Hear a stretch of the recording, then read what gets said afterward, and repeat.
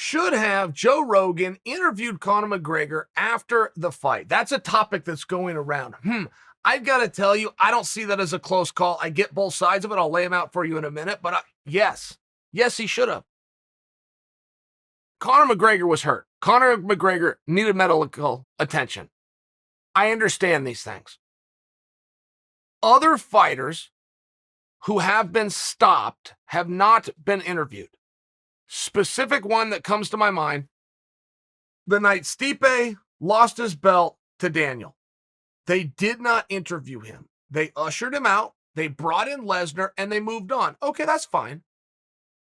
The reason given for not interviewing him at that time was we don't interview fighters if they get stopped. Stopped, more specific to that statement, knocked out. So that was policy at the time. I just looked at it and go, wait a second. Let's think about poor Stipe in this situation. He just got his heart ripped out. He just got his belt taken off his waist. He has something he would like to say, and we can't even let him do that? Regardless of how the finish came, if he has something he would like to say, can't we let him say it? And I think that the same thing goes for Conor in this situation. If you look at what he went through and all he wanted in that moment to make him feel a little bit better or put some kind of sunshine in his life was to say a few words to the viewing audience, I think you got to do it. I really do. And I know a lot of people can go, oh, they only did it for entertainment. They only did it for business. Guys, that isn't fair or true. The pay-per-view was already paid for. The tickets were already sold. That was not done as any marketing angle to bring in any revenue whatsoever. It was transactional from an entertainment standpoint. That's true.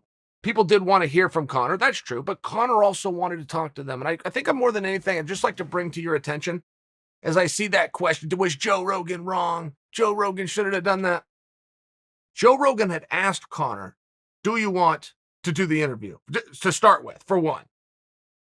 The doctors had said he is stabilized and he may now speak. For two, Conor was sitting in that same position and he was speaking for minutes before the interview, and we saw that on TV. Even if he was being attended to and checked on, nothing was changing. He just was now able to say his piece to the audience. What I don't think Joe should be judged in this moment, for one.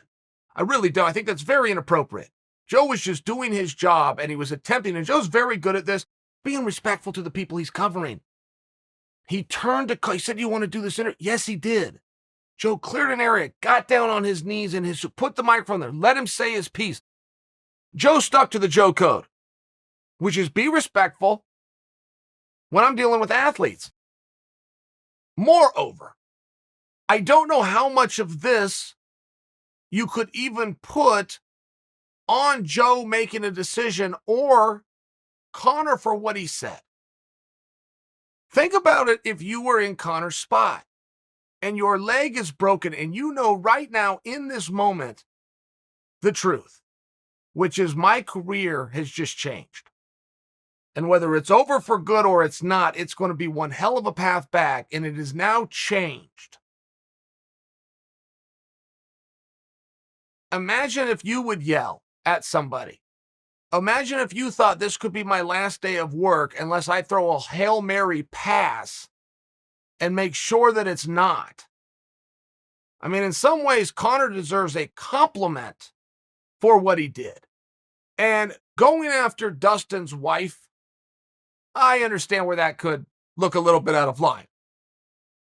Let me reword that. I get where that's out of line. I get where that's messed up. He should not have done that. What I'm sharing for you is that part of it in trying to judge Conor and acting like that was real Conor. Guys after wins deal with an adrenaline dump. They win some fight and then they call, I want to fight BJ Penn next. It's things like this. Like, no, you don't. Go in the back, calm down, get up tomorrow morning. Let's see if you still want to fight BJ, right? I mean, just by example, guys do this. But we don't hold them to it because they're caught in the moment. They're on a high. They're on a high from that adrenaline. Imagine the low that you would be in if you were in Conor's shoes. I've never been in that spot before. I've never lost, but I've also never been injured. It's one of those things where to attempt to judge Conor or now be happy for the situation he's in because of words that he's used, Sometimes I do wonder, and people were never taught this. My mother taught us very early. Sticks and stones may break my bones, but words will never hurt me. It's one of those things where you want a guy to be injured, you want a guy to be hurt because he said something in a mean tone that hurt your feelings. I don't know about that. Joe Rogan was not wrong, but I would ask that you also give a little bit of pause to the hatred towards Conor McGregor. Things have changed very drastically for him, at least in this side of things. And I hear people taking shots at Conor McGregor all the time, or they pull him down, or they treat him unfairly. There's some level of scumbag to Conor, and then they will always justify it by going, well, he's really rich. I don't have any idea what that means. You think he doesn't have feelings? You don't think that he has the right to care about his career? You don't think, I don't know what part of that, because he's really rich, that it takes the human element out of it. I've never understood that.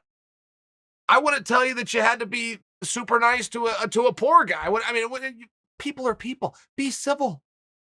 You be civil. And I think in this case, if you wanted to be fair, you love to judge people for their actions, but you want to be judged for your intent. We all do that as people, right? It's part of the human condition. I would just encourage that you give pause, you show some grace. A guy is hurt. He crossed the line.